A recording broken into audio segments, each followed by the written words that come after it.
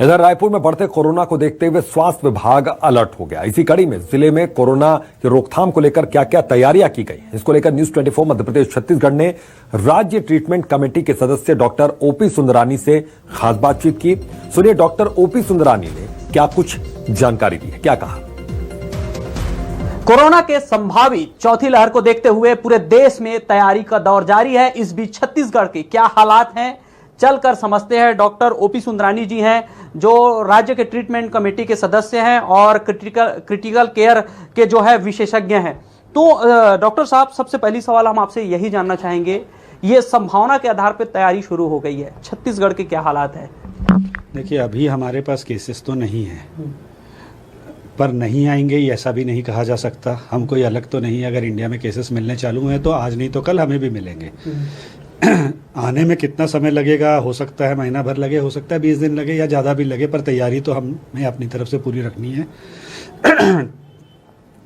हमारे कोविड के समय जो हमने हर जिलों में, हर मेडिकल कॉलेजेस में डेडिकेटेड आईसीयूज बनाए थे, अभी उनको वापस, आईसीयूज हैं ऑलरेडी, उनको वापस से चेक किया जा रहा है कि उनमें कोई कमी तो नहीं है। जो उनके अंदर इक्विपमेंट्स हैं उनमें किसी मेंटेनेंस या रिपेयर की ज़रूरत तो नहीं है।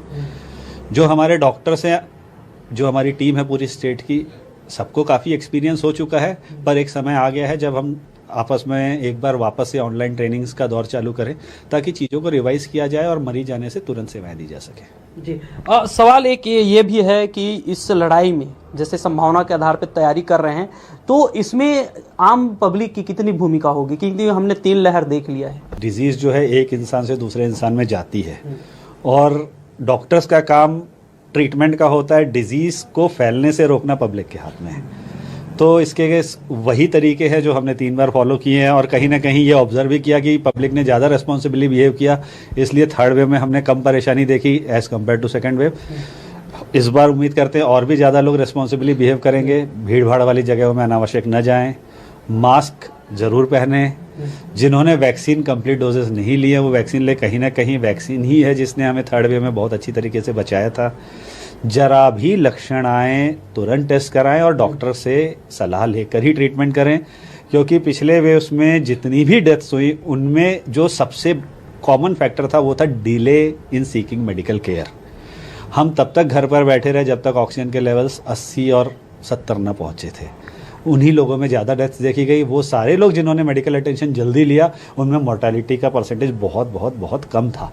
तो ये चीज़ें हैं जो पब्लिक अगर एक कर लें तो बिल्कुल ये आम जागरूकता की बात है और अपने हाथ में अपने जो है स्वास्थ्य है। हाँ, आप डेथ रिव्यू के कमेटी के जो है सदस्य भी रहे हैं, पूरा मौत की समीक्षा भी की है। जैसे कि आप बता रहे हैं 14,000 साढ़े 14,000 लोगों की मौत हुई है, उसमें ऐसे लापरवाही वाले केस कितने आए होंगे सामने, जो लेट लतीफ हॉस्पिटल पहुंचे, उम्मीद कर रहे हैं बच जाएं, लेकिन डॉक्टरों के हाथ से भी निकल गए। देखिए, 5% डेथ्स को अगर मैं छोड़ दूं तो बाकी 95% डेथ्स वो थी जो या तो हॉस्पिटल लेट आए या पहले से ही कोमोर्बिडिटी से ग्रस्त थे और एज ज़्यादा थी। कोमोर्बिडिटी से मेरा मतलब या तो कैंसर के मरीज थे या वो मरीज जो किडनी के हैं या डायबिटीज़ जिनको बहुत ज़्यादा है या पहले से ही कोई सांस की बीमारी हो। तो इन मरीजों को विशेष रूप से ध्यान देना है। जरा से भी पहले तो खुद को बचाना है।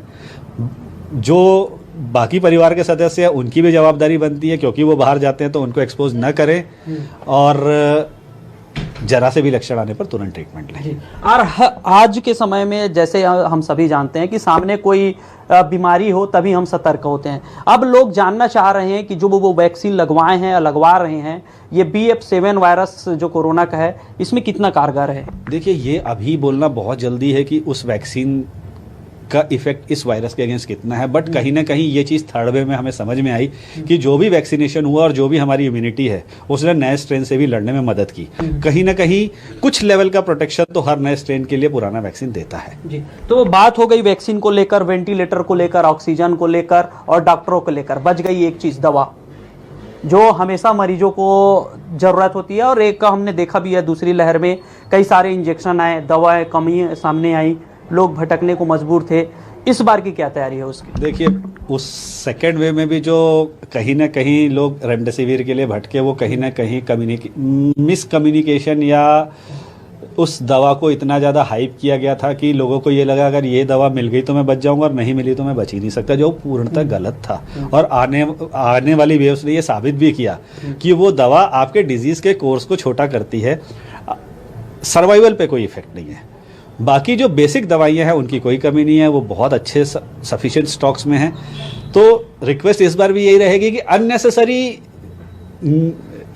सुनी सुनाई बातों पे किसी दवा के पीछे ना भागे, जो डॉक्टर एडवाइस कर रहे हैं उसको सिंसियरली। एक अंतिम सवाल, इस जंग में अगर हम बात करें तो छत्तीसगढ़ कितना तैयार है?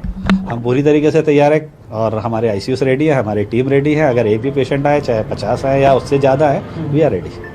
तो देखिए, बातचीत से बिल्कुल स्पष्ट है, देश में अगर जिस तौर तैयारी की बात हो रही है तो छत्तीसगढ़ ने अपनी तैयारी लगभग पूरी कर ली है।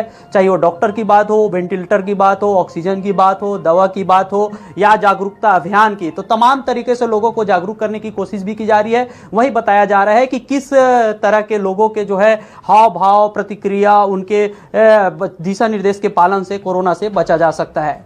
कैमरामैन चोलाराम के साथ सत्य राजपूत, न्यूज़ 24 रायपुर।